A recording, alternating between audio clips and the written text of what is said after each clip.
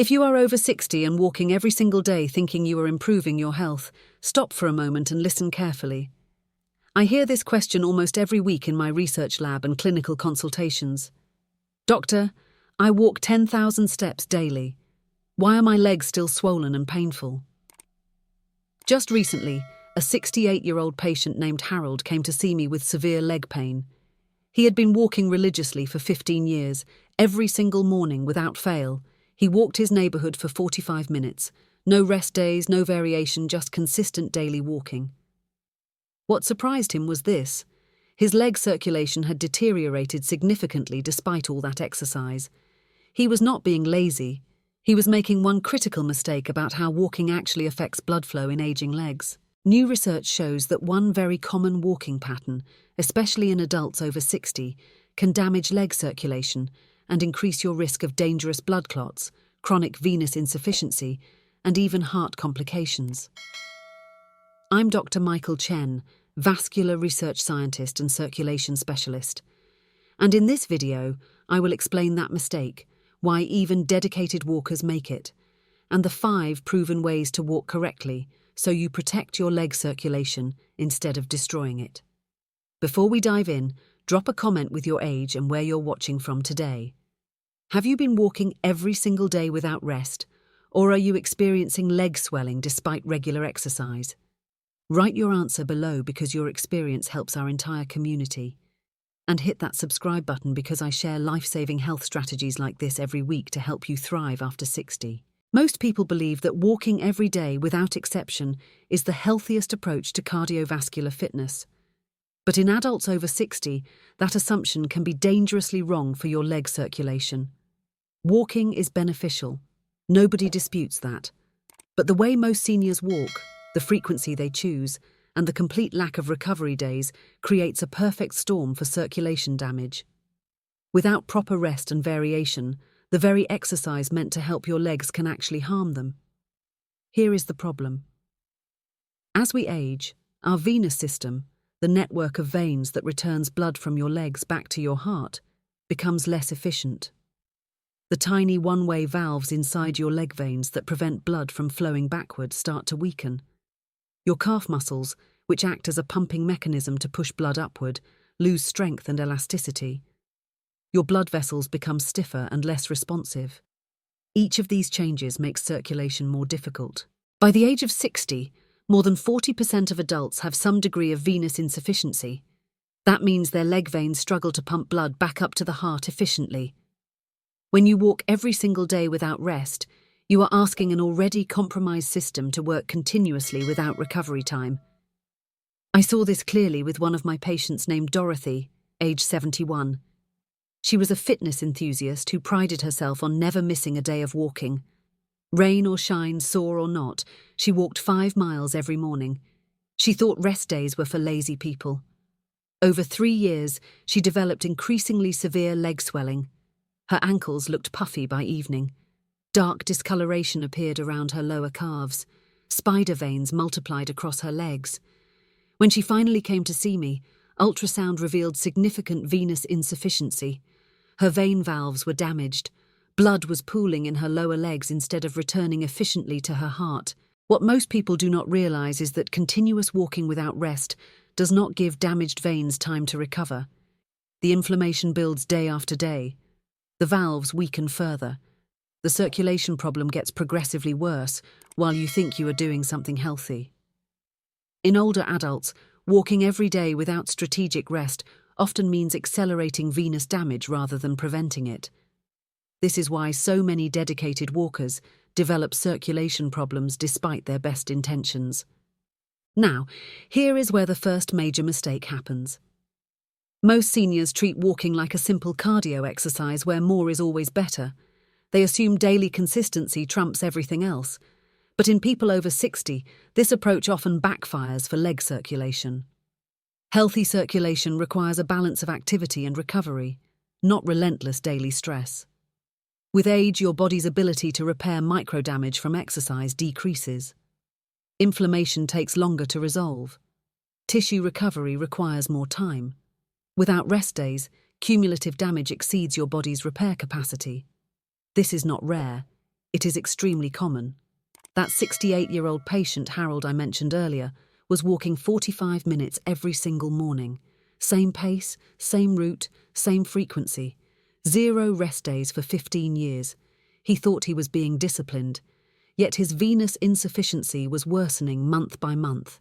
When we implemented the proper walking protocol with rest days and variation, not daily grinding, his leg swelling decreased within 6 weeks. His circulation markers improved, his pain reduced dramatically. This is why how you walk matters just as much as whether you walk. If you're finding this helpful, go ahead and hit that like button. It really supports the channel and helps us reach more seniors who need this information. Now let us talk about the first proven method to protect your leg circulation while walking, and this one is extremely powerful. Method number 1 is implementing strategic rest days and recovery cycles. If you look at most people's approach to walking, they walk the same amount every single day without variation. They assume consistency means doing the same thing daily. But your circulatory system needs oscillation between stress and recovery. Strategic rest does not mean being sedentary. It means alternating between walking days and active recovery days. That approach allows your leg veins to repair microdamage from the previous day's activity.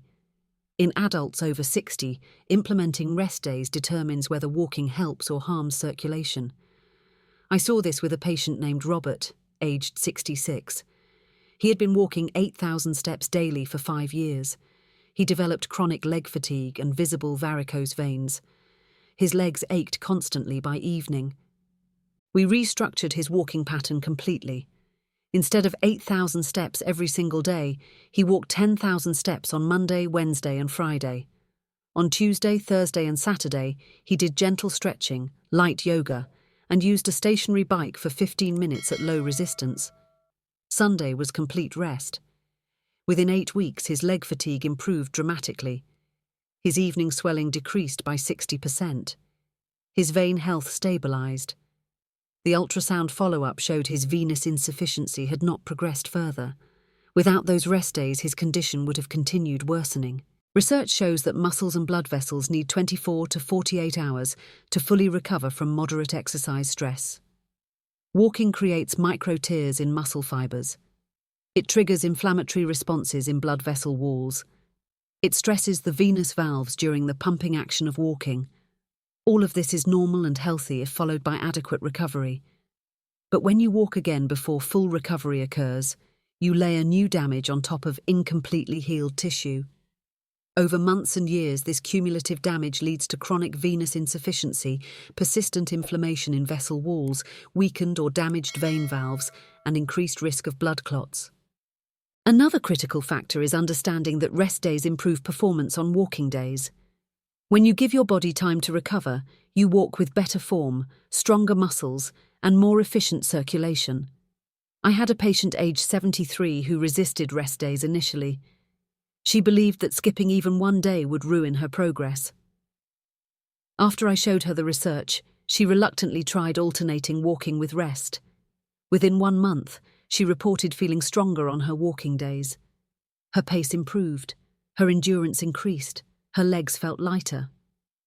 The key lesson here is simple. If you are over 60 and walking every single day, you are likely preventing your circulatory system from recovering properly. Strategic rest days are not laziness. They are essential for vascular health.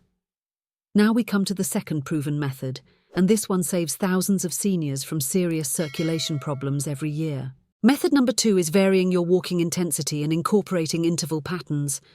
Many people walk at the exact same pace every single day. They find a comfortable speed and stick with it forever.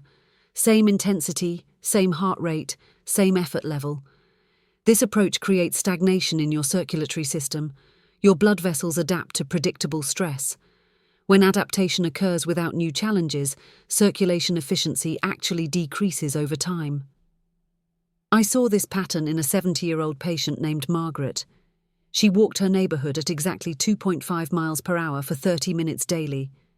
She had been doing this for 8 years. Despite all that walking, her leg circulation was poor. Her capillary refill time was slow. Her ankles swelled every afternoon. Her legs felt heavy and tired. When we introduced interval walking, everything changed. Instead of steady-state walking, she alternated between normal pace and slightly faster pace. She would walk normally for 3 minutes, then increase her speed for 1 minute, then return to normal pace. This pattern repeated throughout her walk. After 10 weeks, her circulation markers improved significantly. Her capillary refill became faster. Her swelling decreased. Her energy levels increased. The reason this works comes down to vascular physiology. When you vary your walking intensity, you create alternating pressure patterns in your blood vessels. During faster intervals, your heart pumps more blood into your legs. Your arterial pressure increases. Blood flow velocity rises. Your calf muscles contract more forcefully, pumping venous blood upward more efficiently. During slower recovery intervals, your blood vessels relax. Waste products get cleared from tissues. Your venous system catches up with the increased blood flow. This oscillation between stress and recovery trains your circulatory system to be more responsive and efficient. Another overlooked issue is the impact of terrain variation. Many seniors walk the exact same flat route every day. Their circulatory system never faces new challenges. Walking uphill forces your calf muscles to work harder, creating stronger venous pumping action. Walking downhill requires eccentric muscle contractions that strengthen stabilizing muscles around blood vessels.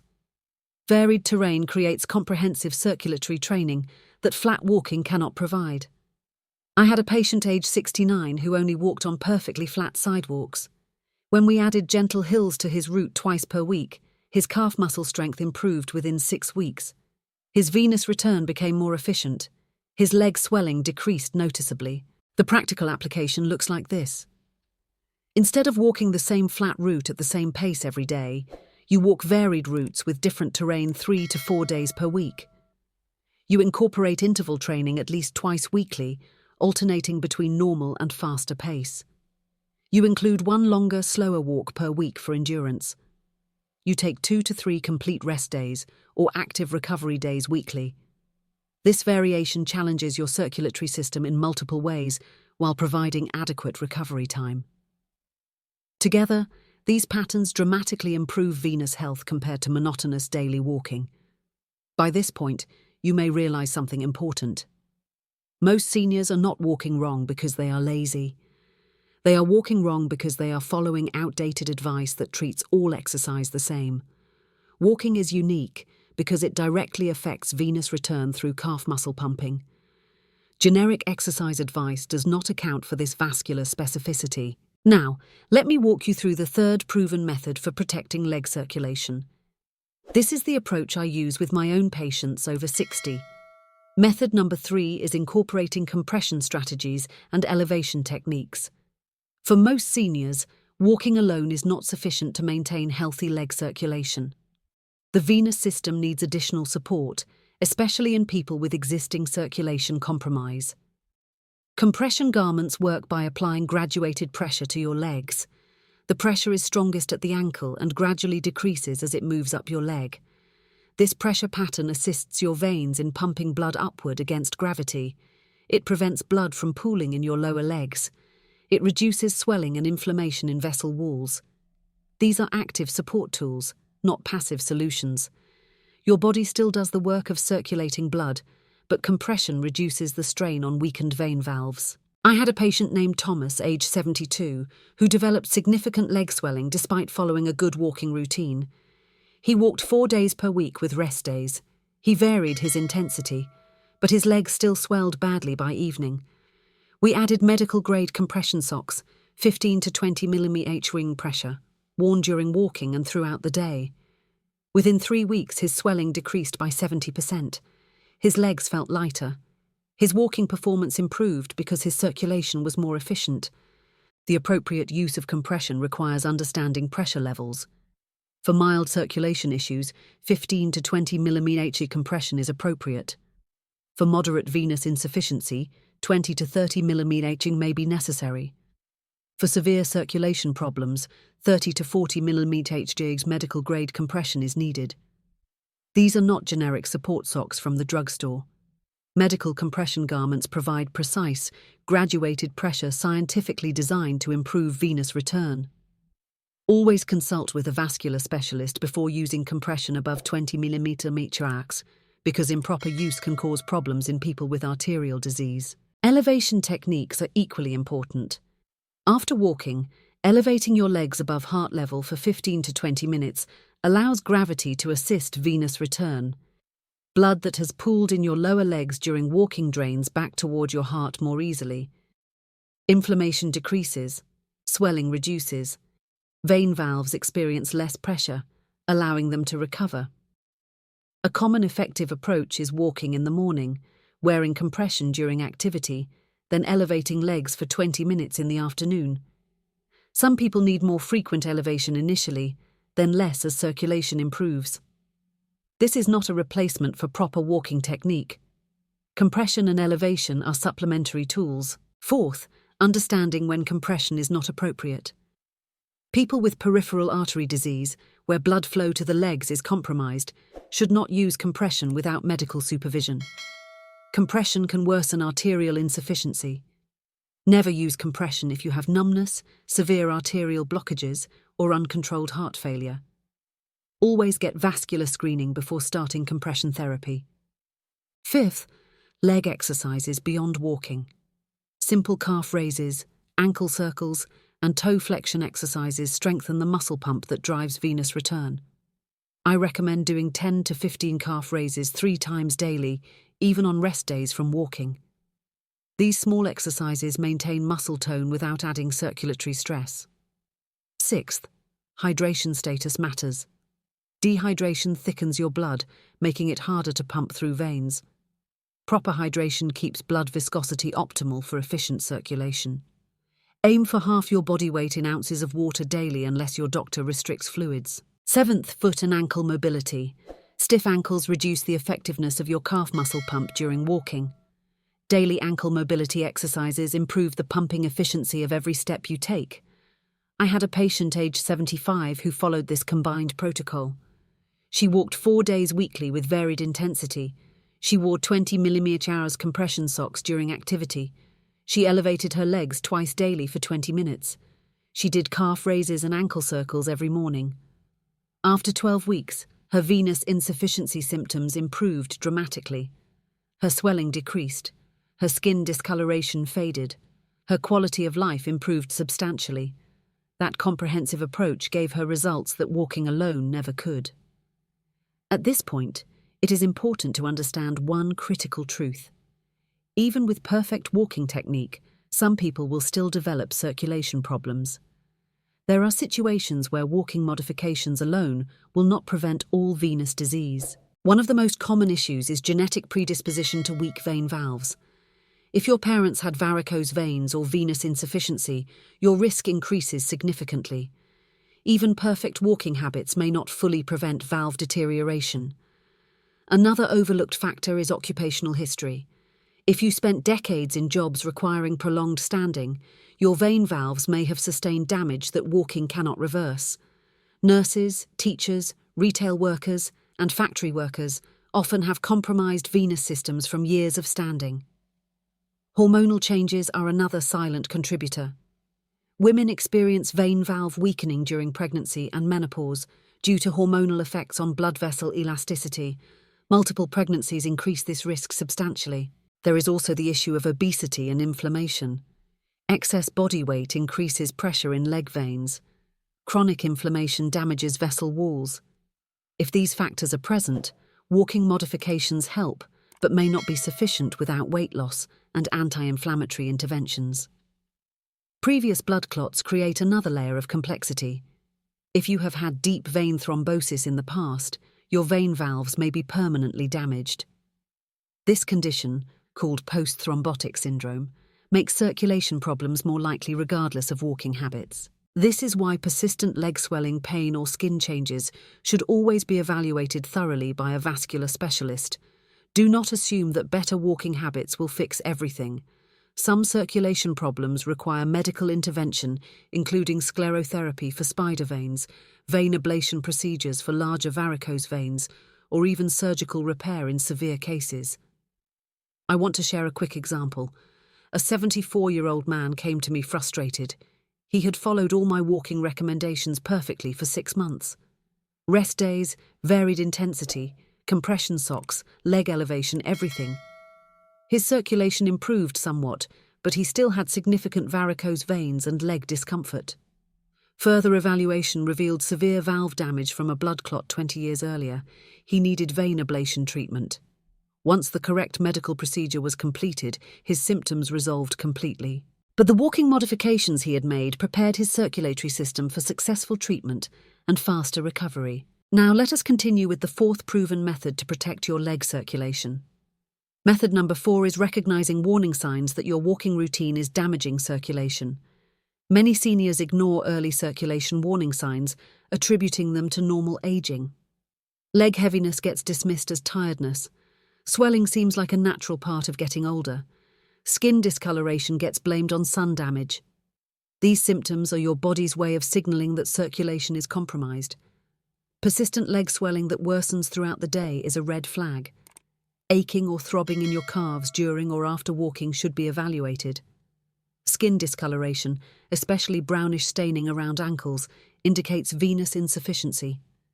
Visible spider veins or varicose veins that are increasing require attention. Leg cramps, particularly at night, often signal circulation problems.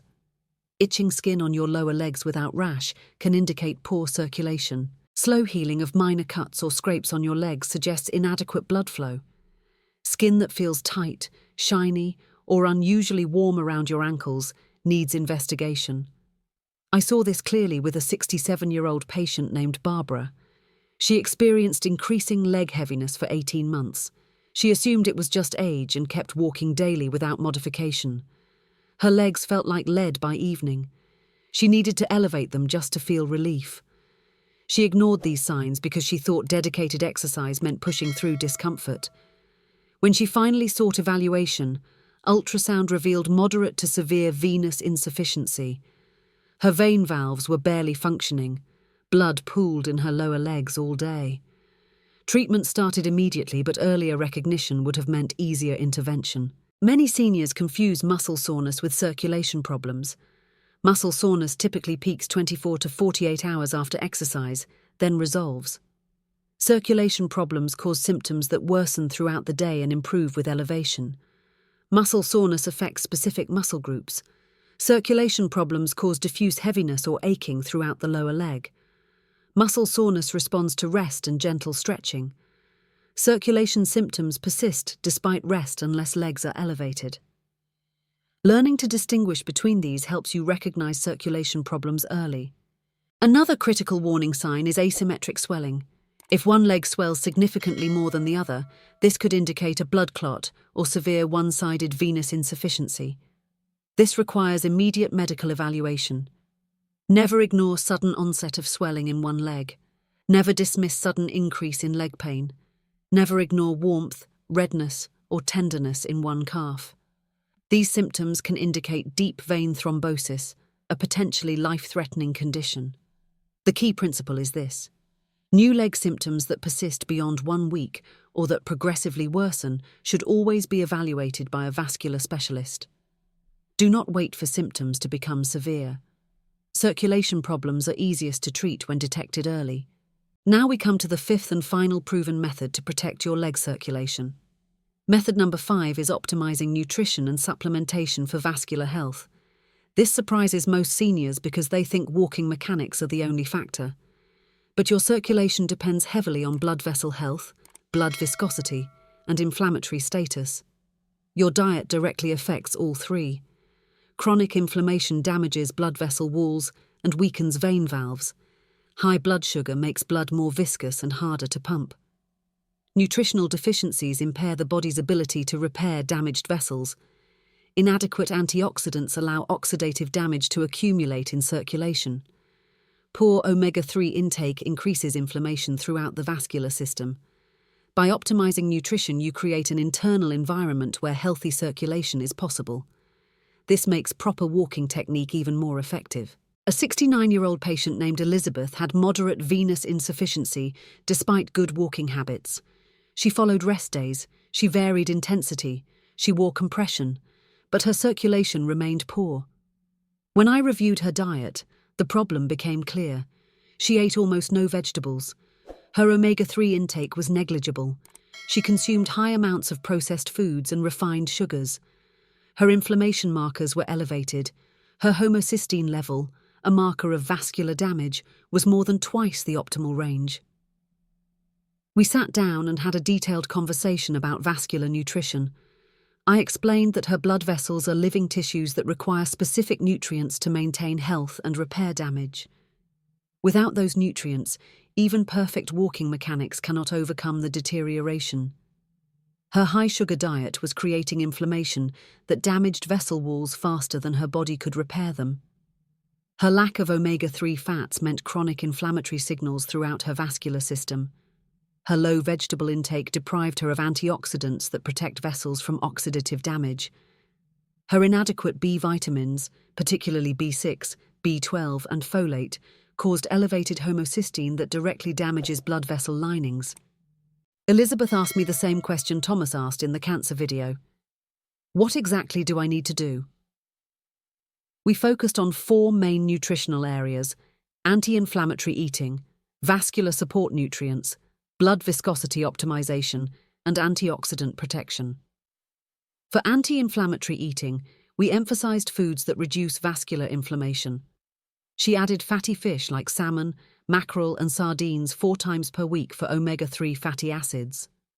She increased her intake of deeply colored vegetables, especially leafy greens, beets, berries, and cruciferous vegetables.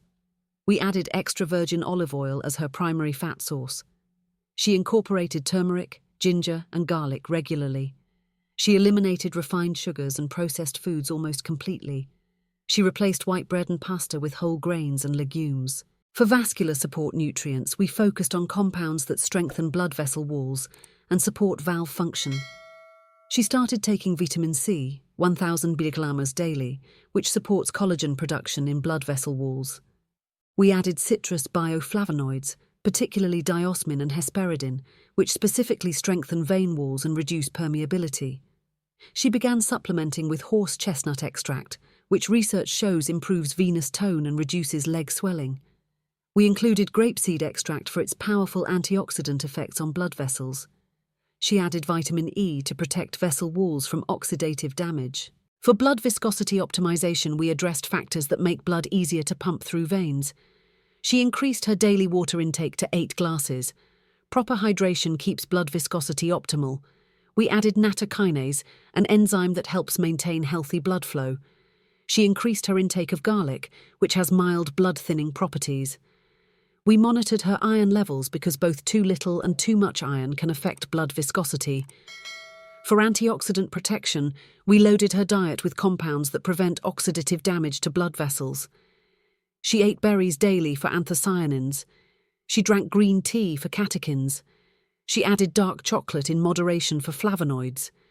She included nuts and seeds for vitamin E and selenium. Within 12 weeks, the transformation in Elizabeth's circulation was remarkable. Her leg swelling decreased by 60%. Her skin discoloration began to fade. Her legs felt lighter throughout the day. Her venous refill time improved measurably on ultrasound. Her inflammation markers dropped significantly. Her homocysteine normalized completely. Most importantly, she reported that her legs no longer ached by evening. She could stand comfortably for longer periods. Her quality of life improved dramatically. Research clearly shows that specific nutrients directly improve venous health. Diosmin and hesperidin reduce venous inflammation and improve valve function. Horse chestnut extract decreases leg swelling and improves circulation symptoms. Omega-3 fatty acids reduce systemic inflammation that damages blood vessels. Vitamin C supports collagen synthesis essential for strong vein walls. Antioxidants prevent oxidative damage that weakens vessel integrity. These are not small effects.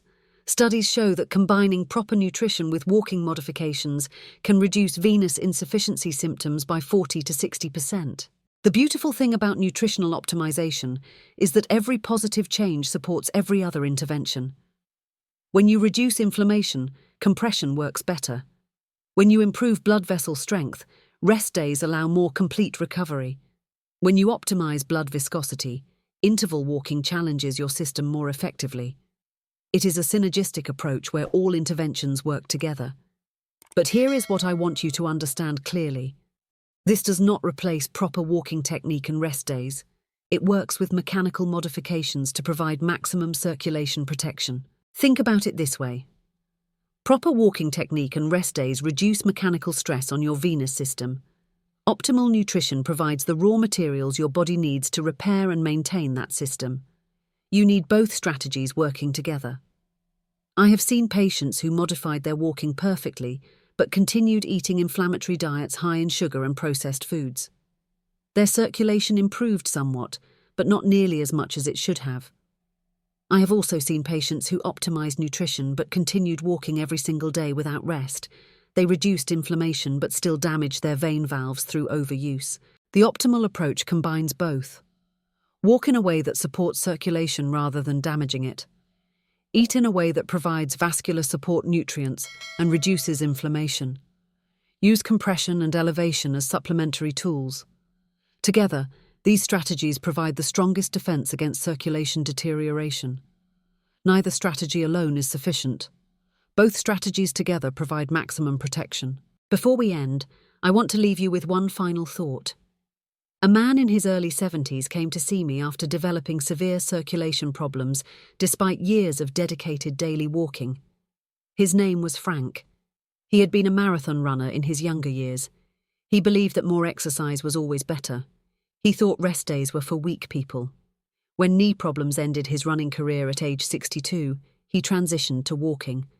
But he maintained his runner's mentality. He walked every single day, 10,000 steps minimum, no exceptions, no rest days, no variation. For 11 years, he never missed a day. Frank came to my office because his legs had become unbearable. Massive varicose veins covered both calves. His ankles swelled so badly that shoes barely fit by evening. Dark brown discoloration stained his lower legs. The skin felt thick and hard in places. He experienced constant aching that disrupted his sleep. He was confused and angry. He had done everything right, or so he thought.